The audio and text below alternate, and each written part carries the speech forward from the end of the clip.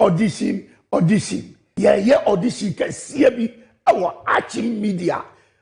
ye de ye series kesiye pa obi amfa ne hunyim wo ye panyino wo ye akwada o emrante ne maba ni nyina ye hia obi bia Achim Media ye series kesiye ade abegu Ashanti TV so obi amfa ne hunyim boy mi gina mu bi obi amfa ne hunyim frɛ number na ye twa agu ate no me see frɛ number no thank you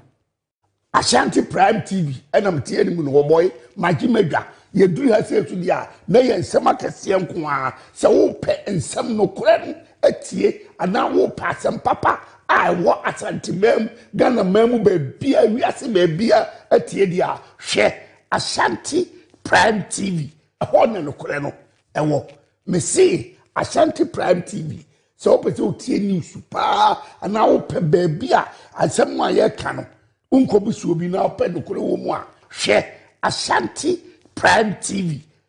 nokore no ahanko ana wo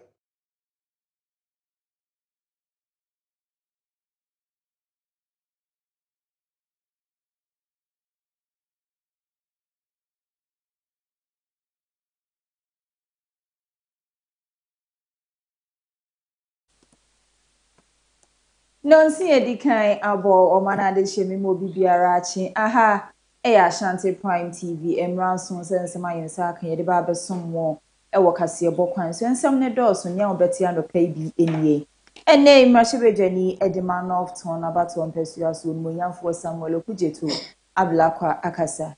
Saso ena Ghana mampani he sesensi John Dramani Mahama ono so akasa bono mante musuafo eyo monyamfo Joseph Ade Akwaboa ene wodena probo akwa akopie mu ewo Doma Central Saso ena yade se road minister yade so no so akachori sendro no bi atudwa ensem we ni ahuduo pie kan ye de ba besom wo se Prime adapa no nsia akase obenya bi ewa abefo ntenten video so nyina ahwe Facebook Ashanti Prime TV, YouTube Ashanti Prime TV na TikTok and so Ashanti Prime TV. We show no comment wa like no wa share edi amaye. Saso ena POG mo yade se omo ene boy chidom ye de kase ba besom anopai POG mo de djuma e wa Asante mampo betia from 0248 501319 and as 0509909991 kona femi POG mo so emkukudi djuma saso ena yade se POG band omoso ebo ye chidom omo the band ena ide djuma really do abene mbi ya so be ya band wanse no obo wodi anu afre POG band 0248400056 and I say 0594615325 after Achim Media enche odi audition no ebe ihe so bomodi ase oba pick phone si bi na afi oni so ade news ni twam no etimi abo ama asiye ede ama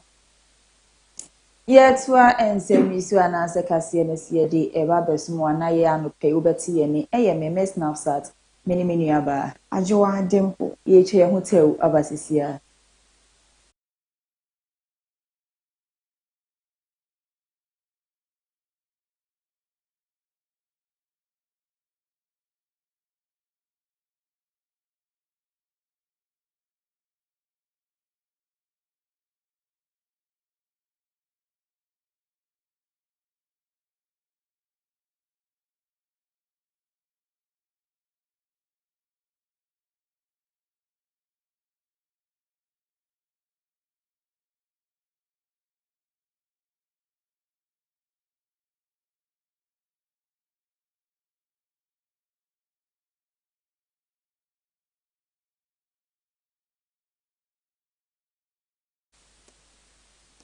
Mesa so mo akwa babiem edi aba Ashanti Prime TV so afeji break na ye mpensen ensem no mu ene mrashibejani edman of ton abato mpesua so eyo monyamfo Samuel Okujeto ablakwa na okopie mu ewo na bato mpesua so a ekwan siesi a ekoso ewo dofe eye agidome ena afenso esikuma no wakwa akopie mu ewo honom ekwa akohwese de edubandie no ekona bre okopie mu no wakasa ede atu abontene se anokwa eye contractors ye adwuma omoye no aso na ni yi pa esansa wo hwe eye emra wo hye kwan na se na obehwe enei bebi o madua na kyerese emra aban ede ma omo se wonfanye nsiesie no anhwekora enso be wi omudwumadie no. Constituency from the Aveime part of my constituency through Volivo, Asuchari, and then it enters Dofwa Didome through the Podoi all the way to Asikuma. But before you get to Asikuma, there's the Ayiwata Junction, there's a Pongpo Junction. So it's really, I think about 80% of this project is in my constituency, and I must commend President Mahama for the commitment to transform our country and to carry out these bold infrastructural projects. And the Roads Minister must also be commended for his commitment and his diligence. And I reserve the last commendations for the contractor. This Chinese contractor is doing a great job. I think Jiangxi Company Limited. He tells me that this is his third project in Ghana, and he was selected based on international competitive tender. So no wonder he's such an excellent contractor, very professional, and you can tell that they know what they're about. They have the dexterity, the gravitas, the know-how, the expertise, and you can see all of that brought to bear. Throughout this inspection, I've really been impressed and totally amazed. The quality of work, how they've raised, because we are prone to flooding when the Akosovo Dam is opened or when we have high rainfall. So they've really elevated the road, and they have also ensured that there are multiple bridges, because we have so many streams, the Alabono stream, the Ayiwata stream, and the Water River as well. And they have made sure that they've factored all of that in the construction of the road. It is important to emphasize that this is the road that will be serving as the approaches for the Enrada and Ghana Mampany, Ewana, Kupium, Elka, so I win by now. Oma Paya, Omu Gusua, Omu Dimu, and no chess and Chibia. I guess maybe Oma Pine at Yamon. We hope that in the next 3 to 4 weeks, they'll be able to open this middle concourse, so that all the traffic that is going directly towards Cape Coast or Winneba or Mankesim would not have to use the side roads. They will use the middle, and that will free up the traffic on the side for them to work and complete that as quickly as possible. Once we finish this main road, the constituencies also have side roads and feeder roads, and so I'll ask the minister to look at some of those roads, so that you don't have a beautiful highway just running through their constituencies without some of their roads being done. I'll also encourage the contractor for accepting to do some CSR. I remember when we did the Kaswa Road, we included boreholes, some schools, a polyclinic, and other things. And so I think that they were able to meet the communities halfway and provide some of these facilities. Then they also will feel, very much compensated for. Yanto ansem yi so ni enkopie mu e wo bonomantem when e bonomantem so afo ni monyamfo Joseph Ade Akwaboa ene wate ne ho ede agu ne mpasua so hwe mpuntunyuma aban ye nyinendra aja no wo Doma West ene wakwa akopie mu e wo Doma Central hwe se mpuntunyuma aban se enhwe ne nkoso e wo ho no sen ene ekosifa. Excellency John Dramani Mahama Basunyai, Ebebua Konta X-ray, Bonomai, Niama Kesia, Nyai, not DC Abakatre say, oh, yes, school down Wahono, so be a crown and Yanokre. Ntia, the Nibaba, say no cresse, DC, West school down Wahokona. Now, Aproba me bono nananom mehwe afeba ko adwuma andisi aban His Excellency John Dramani Mahama aye no eto so say mfie nwotwe a MPP fo betena akonya so ne hekuru ya eda ho ya oba iwa ba kai say anti fo ne do ma hene ne bomba hene ɛkyerɛ sɛ ɔnya sɛ adwane bi wɔ kurom a ɛbɛboa na wakra no na watoro sɛ afrɛ no ɛna ano ada ɛna Ghana Immigration Service wɔn bɔ ɔmɔden awepie mu ɛwɔ Asante mantam na ɔmɔ kyerɛ sɛ ɛne odu traffic ma sɛ nkɔfoɔ gyina mu ɛsɛ sadeɛ ɛnam so ama Asante mantam mu etumi bi akɔpi wɔ bi a ɛhɔ ayɛ fi pa ɛhɔ ayɛ baasa ɛnam so na ɛne ɔmɔ akyekyɛ mmɔfra a ɔmɔ egyina traffic mu ɛsɛ sadeɛ na ɔmɔ yɛ sɛ wie no ɛna nsɛntwerɛfoɔ yɛ so yɛte yɛn gu mmɔnten so na ɛne yɛkɔpie mu ɛwɔ tenamfo a ɔmɔ so Asante ne na ɔmɔ twetwe nkɔmɔ sɛ deɛ Ghana Immigration Service for Omo Edu na sign na musi esomu. The Omo no yade a yade ase the Omo no yade eye anase the Omo no yade a enye ne bra tinfo no ekasa say e na Omo edi tudua. Sometimes walking on the streets, they may be crossing your path, trying to push you to the roads, to the driving lane. That is the danger it poses to we the pedestrians. Good exercise. It should have been started long ago. Yes, because these people, they begging on the street poses stress on their life as well. So if the immigration service is doing that, they are protecting the citizenry and then the beggars themselves. So I think it's a good exercise. Up there, law enforcement. They should enforce the law. People should not be. I know it is stated in the Constitution that begging is not allowed, right? So the law should be enforced. Once it is enforced, people will not be encouraged to come to the roadside to beg. And then the citizens, if they are not giving arms to beggars on the street, they will not also be encouraged to come along and beg. What I can say is that I normally use the road. Sometimes when you are passing by, these people, they block your way. It becomes very difficult for you to even pass by. And looking at where they sleep to, it's not the best sometimes. In terms of security, I think anybody at all can go there and then harm them. So I think the government can maybe help them with, let's say, training, so that maybe a skill. And when they are skilled with some of these things, I think they'll be able to cater for themselves and then that of their wars. So I think the government can help them with a skill or let's say training, so that at the end of the day, they can feed themselves and then also extend it to their wars. I think that's the best way that the government can do to help people. The government can help through the immigration service, maybe evacuate them first, and then try and find a way, like organizing a skill training for them, so that some of these people will be skilled. When they have skills like maybe making of soaps, sobolo, and all those stuff, I think selling some of these things can help them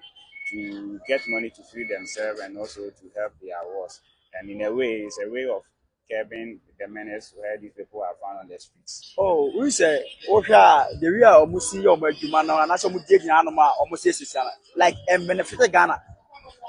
Because I don't know about my young age, my body, why I said, when you're overseas sister, a bad idea. And a two, or more my community in clean. Money clean. Because Ghana is a peaceful country. They cannot just say a peaceful country. And whereby say was anytime Ghana is clean. But Anna must have free other bad because they say right now I'm not from no crowd of but I cleaner. Like a who's on my mother's person.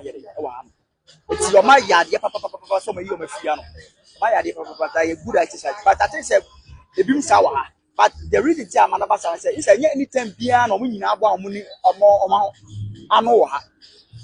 It's a one of my boy, I know her, and you move floor, and if you must hire Asaba. To me, who say a good idea says a very clean on the America crane dio copium or Mashibi fear a idea. Attorney General any OSP send some nana. A concerning Sokra Emma a yedom kume or Mashibi fear mobile denny when we young for Alexander Fenyoman Kinekasa. Edit to Abontine say a year Ghana Hanum say a year at him for a year judges no. A camia say NDC amanu kuno and two man one fan chichere won when so many na a NDC for. Or can't say na idea to change our snow baby is answer wo when we young for Fenyoman can cry. We am Renimunia or take emras into what can't say BC and I say BC camia is winning dear walk and pa eno and I'm so many. Eye bonomante musuafo munyanfo Joseph Ade akwabo ekasa ede ato abontene se asem we nyina ba abontene ya ade Ghana ba association o ma mo hu wa na so mante hu nte so man ka asem bia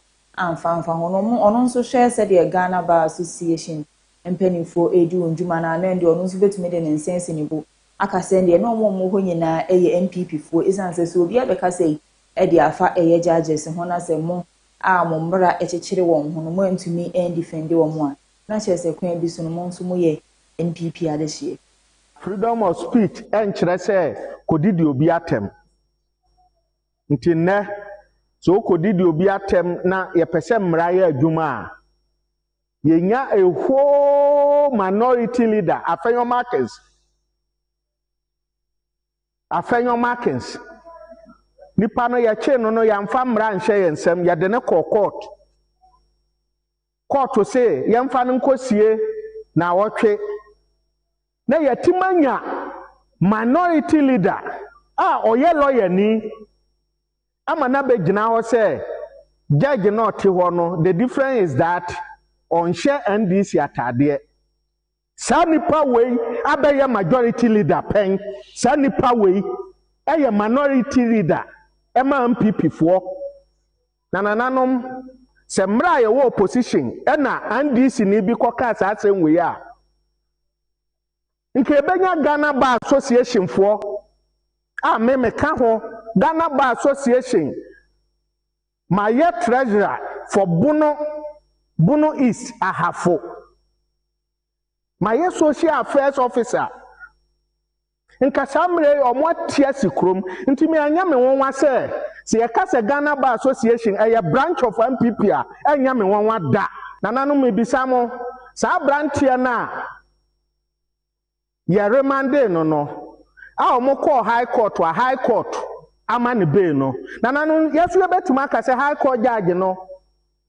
oni MPP ntam yi a ekire se onhye MPP atade nti nananom yewo Ghana ha ye niema a ye mpanfo sabio ya yemfa adwen to ho ma yemfa politics enkata ye ni enfiensa abese nkona akopie mu ewo eye kwadwoku me waterpade a na omu train ediduma nanso ebese enfiensa ide animu kwade e ade se huduma na timi ata kofoma omu endiduma ewo train ho ebine ne namso ema eye road and transport minister ya ye wonyamfo Bukari Joseph ya ade se nada otimi ekopie mu ewo kwadwoku me waterpade no okase bese enfiensa train won se watimi atwemu ya ye ntimi fani dwuma ne if you could be enchi, sounds at the Ababiduma or Kojokume Takwadi. If you quite remember in 2012, His Excellency President Mahama started the revamping of the Takrady Kojokrum rail line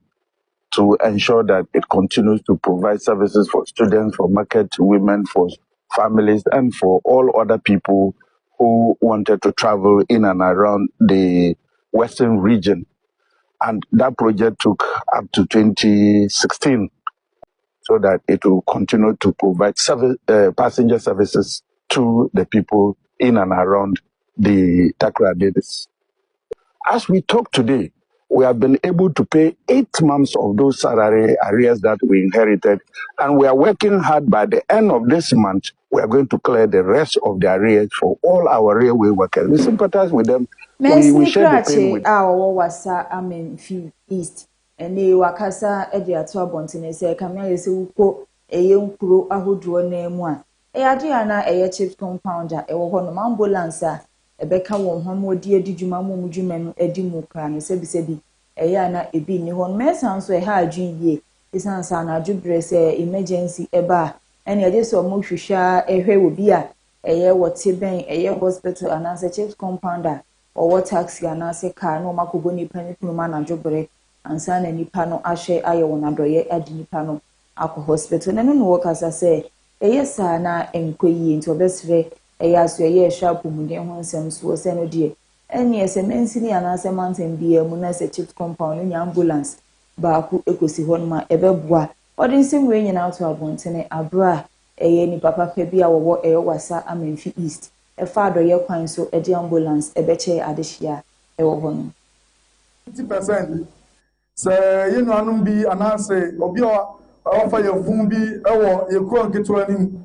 na wo kana se de ne ba hospital ha na so da taxi ma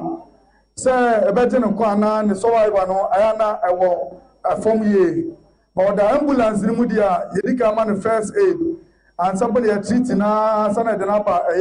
hospital ono chese ambulance ni dika agent kwa be 70% and sample na one then ato ye be you go free hospital government hospital de wako Kumasi and people be no this is a taxi ni kwa do ba ko du Kumasi no na ni pa no kra no waye na media ono na ma amefiriwa eda na Kumasi o encourage me say enya ambulance ni bi na so ewiwe ma no ya fa nto obiara ni na say dey call director DJ home ye ko sufre DJ akotre no ye call ye no odi atum ndi ye ni aye nua director DJ awo nsoayem na dom ana boa ye ni yenya ambulance awo ha no say amanfi isia ye ni ade ne de amanfi isia ne de asai ene no kasai kwa no ewo Kumasi eno so epeyifo guso omoye se nyame ya adom no moye wie no mo de bekansa na se yetumi anya tu ewa ha wo bia yahoto nsem be wo bia no you have to give back to community in here if the bia na say aban resources na ho de na se so bi twa nsem a I mean giving back to community no I think that's the best thing to do. Ambulance no here we say your hospital no you need facilities bia ho Yaribu honso ba na doctor for ebo ho de so it was a be so do kotakwa and I said go konfanochi enti na ambulance no obi enem sa ho atochi ma yentimi anyi ni eselese yeni enti we no it was a bebo papa aka wo for awo so a doctor for hwe no it was a bebo na so ne o so bi hu juma be kasa example bi na so o so abuse ma and online drivers o mo akasa o mo eje se wan kasa otimu a ya na you bon me ka say online drivers a make sure na use boat Uber anyone eke ka ho no eno mo dia de so de to aban se wonya bi enfa mo san say no o mo charges aban no dia ya no de to so no ya de ano de kan na nka da o ha mo bupen eduna so ne no etimi afọ kwa kudo mo bupen dia san ya no so ya de a emboa e mo adwuma no entimi ko so nti aban hwe na fi onye bibi enfa mo Adia nya kakra na adia nya ntia ya ba ha say Association of Online Drivers ya tina sidi ehunu say people be person mo dia musikan etwa ya sikan twa nanka and it's affecting us so wa to ka na wa sorry anopa odi pa ko petrol na ekuka no wa na woto tai ju a wa na obeto food obepo service ni na driver for no ka near boat yango ni Uber omu ya ma ya ni se omu no mo di app me buy aye yes in 2013 emra na ya papa president mama wa ba Uber na di kan buy first no mo charge 10%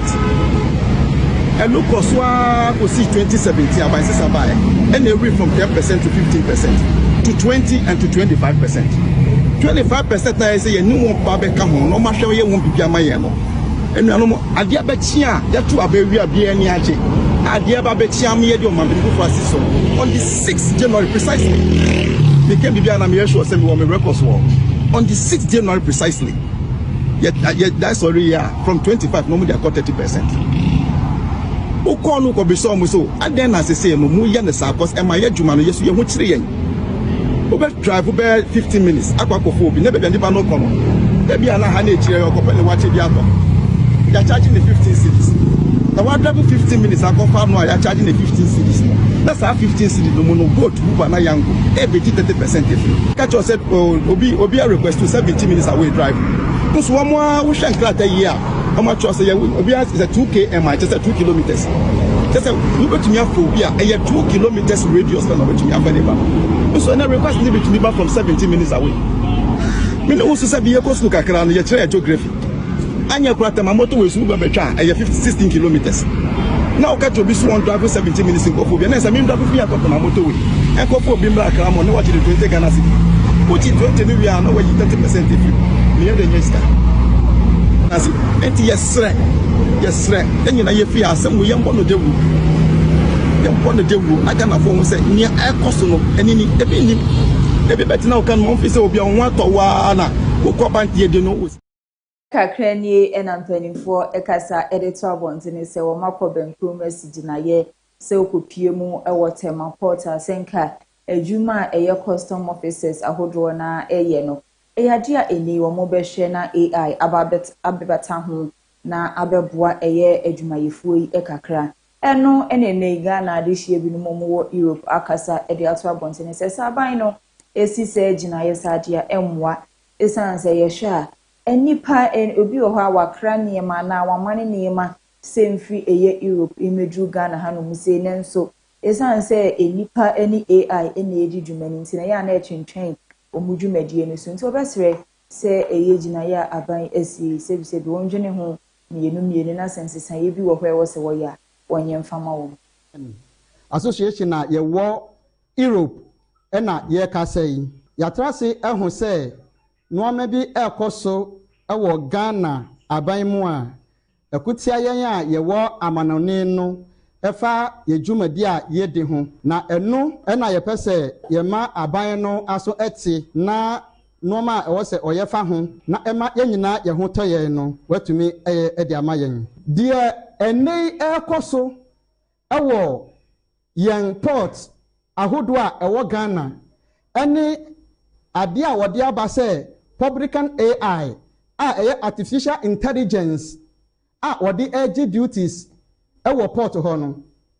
deɛ ɛpɛ sɛ Ghana ban ɛte aseɛ ne sɛ egu yɛn nnwuma paa ɛnɛ yi yɛde nneɛma ɛkɔ fie na ada no yɛ adwendwen AI yɛnim sɛ ɛyɛ adeɛ a wiase mu nyinaa ɛboa ɛma governance ɛkɔ so nnwuma ahodoɔ no ɛboa ɛma ne ɛkɔ soro na AI no ɛboa ɛtoɔ gyegyeɛ na mmom yɛmfa AI ɛngyegye toɔ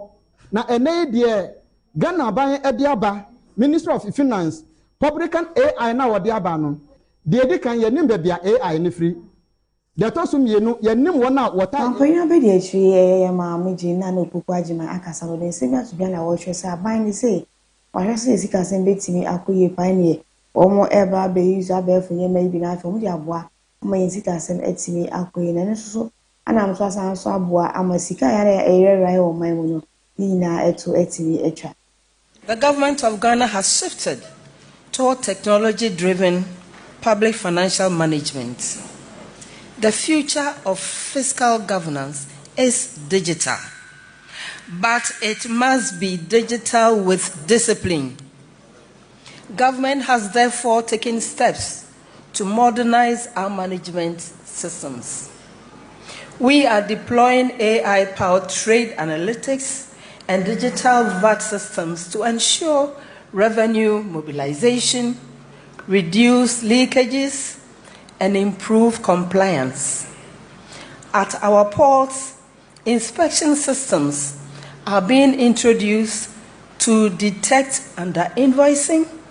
and smuggling, which have historically cost the nation revenue. At the same time, we are strengthening our data systems through GDP and CBIC rebasing, ensuring that our decisions are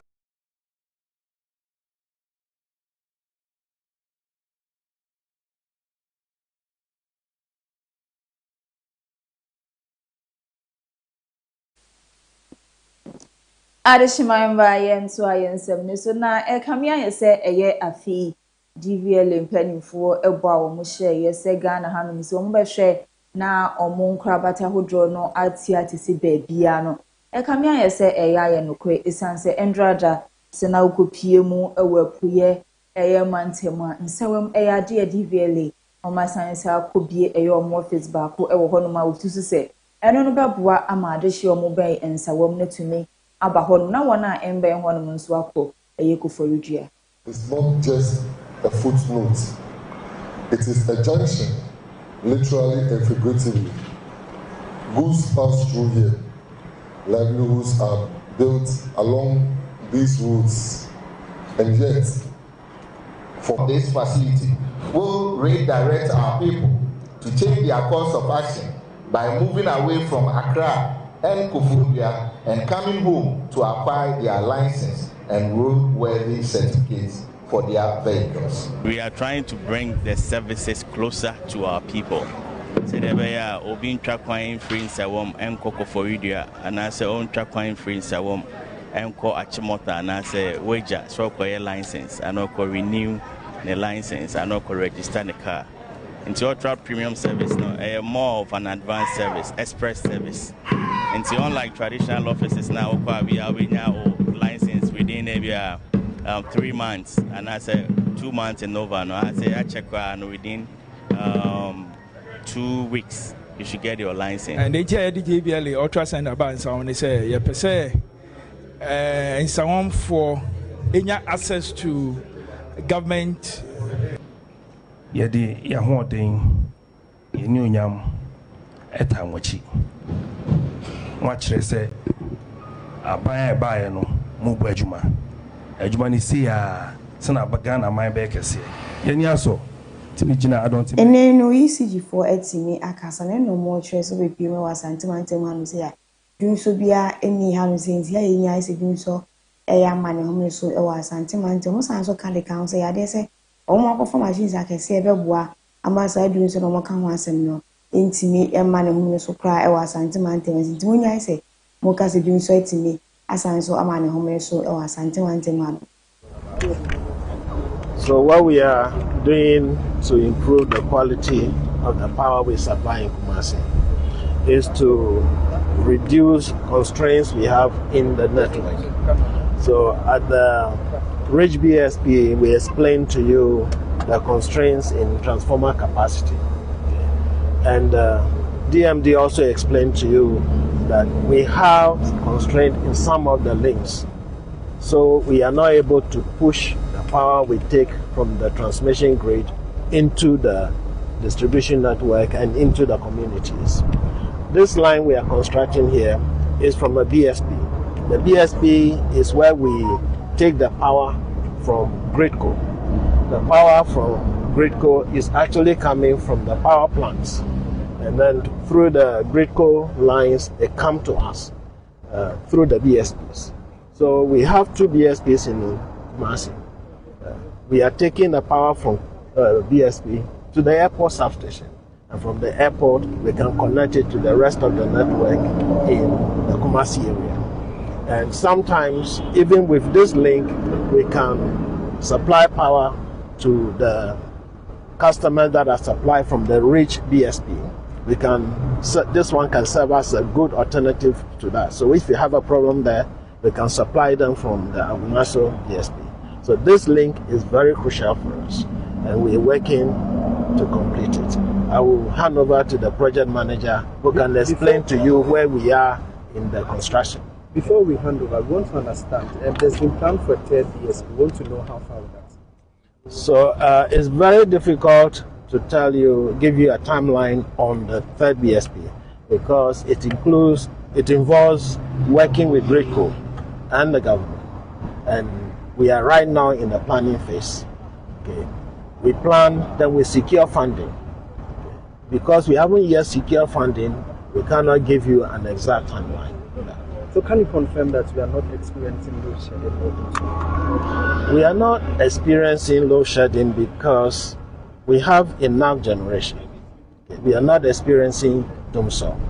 Once in a while, we have constraints in our ability to move the power to customers. And when that happens, we need to take some people off. Or the line goes off by itself because we have devices that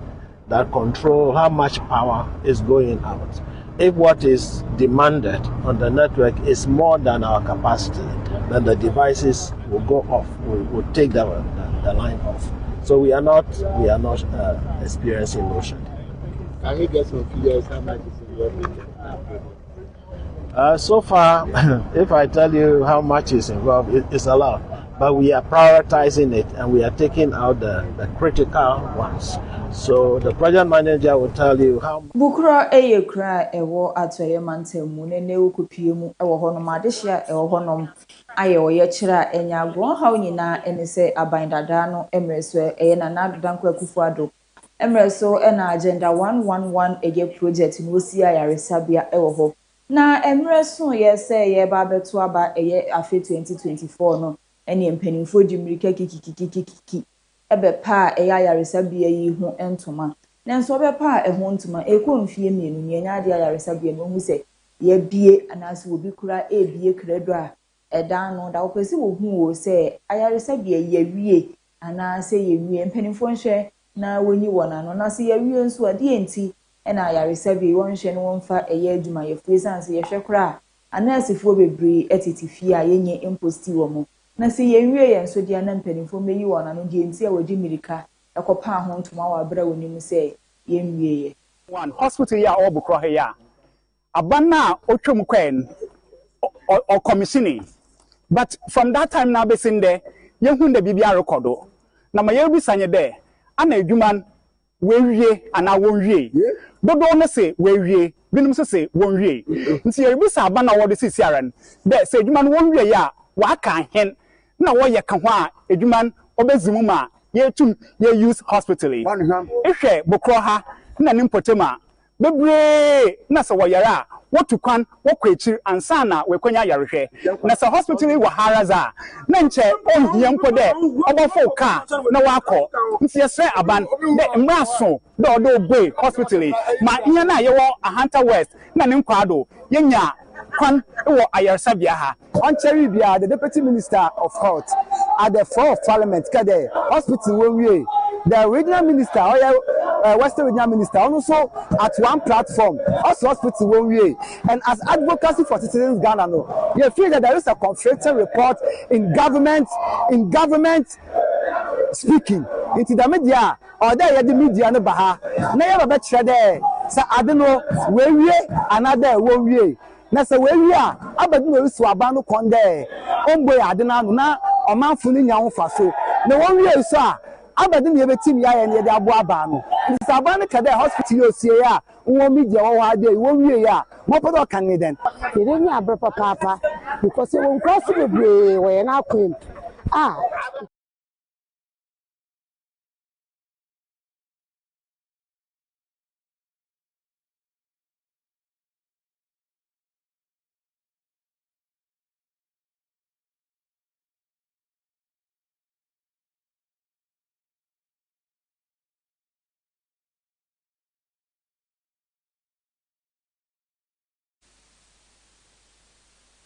Prime anopano nsi akase eno anigusu a wo hwe to ansem ne so ana ye de ani atwemu e wa amahodo so ensem mu ne ne ekopie mu e wo Equatorial Guinea ya dia Poplio je 14 akwa kopie mu e wo ho esanse wasi gina ye e de nakakra asi honum se bibre mama na aman ahodo ni nyina wo hwe no akonsra hwe e wo ho na ebre okopie mu e wo honum na ye nuanom a woda eye ndadu afie no otu wonfo aka kire won se nye won ko ene wo ho won kan hu se nyame e ka won honem so se emre be mu anase obo ade ye adom na se wo pie firi na aduafie ho e de ba e ya abontina on kan hu se ade kura wo ye na e de ne ko pie mu e wo na aduafie ho no ntene ho emfiri ho no mo konkono abrabo. Political prisoners, the rights group says, are tortured and subjected to inhumane treatment. But on Wednesday, prisoners welcomed an eminent visitor, Pope Leo XIV, concluding his four-nation tour of Africa. Leo's visit has put the spotlight on Equatorial Guinea's rights record. Campaigners have long criticised the judiciary for its lack of independence, arbitrary detentions and other abuses. The country is also one of several African nations to take millions of dollars to receive migrants deported from the US to third countries. As soon as Leo started to speak, the skies opened, drenching the crowd.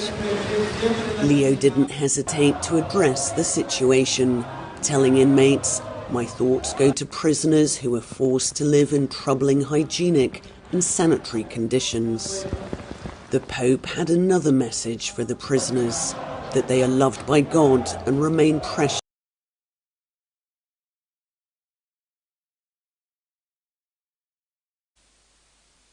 Ene du kokopie mu e o malaria ya de se ensuri bi atimi ama na hune so me de are ho na abre omo a omo ho no ene omo ponya ba bi na omo atena pese omo nya duane na nsuo po atimi anu na no omo so se nkofo mara fe omo ko omo emwa. plumes of black smoke and are stretching for several hundred kilometers from here. Oil is pouring from the sky as the refinery and port facilities are burning. Our clothes are all in black stains and a strong smell of burning oil is felt everywhere. This is the port city of Tuapse on the Black Sea. Its oil export infrastructure was attacked twice recently by Ukrainian drones. The fire at the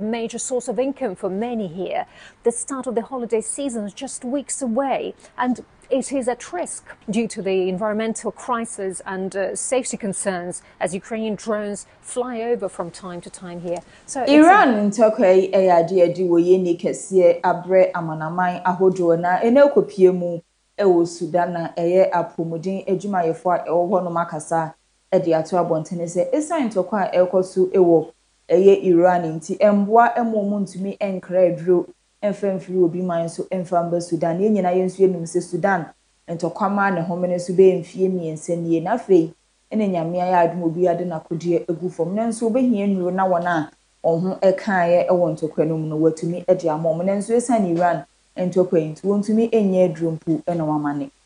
This, which are already suffering a humanitarian crisis. The clinic is struggling to support thousands of sick people as Sudan enters its fourth year of civil war with no international aid shipments since December. This war's been difficult on everyone around the world, and for us in Sudan it's even more so. Even with the war we're enduring, we're now facing another war. We're living in tragedy, especially in the health sector. People have to search to get their prescriptions. They don't have money for the transport to do so. For families already suffering from the civil war, this lack of supplies is deepening their struggle.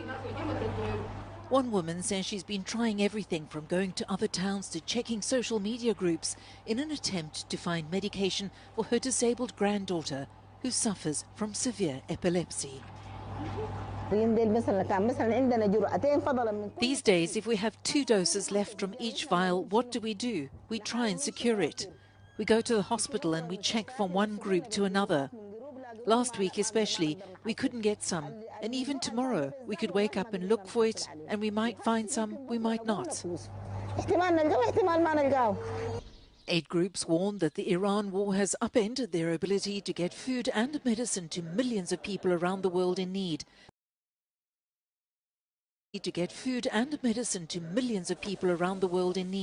Enenu kokopie mu ewo India ya de se yakon etimi ama ne homne so ewo ho no mo kire se ya maye komienu ena omo etimi aka wo a omo ekonsanto pe no mo kire se nhwemu e kire se sa akun ama ne homne so e ya aban na aban atwamu ewo India memu ena one do ntimi kokoto hye omo a omo aban wo so ne ne ama ntokwa etimi ama ne homne so ewo India memu.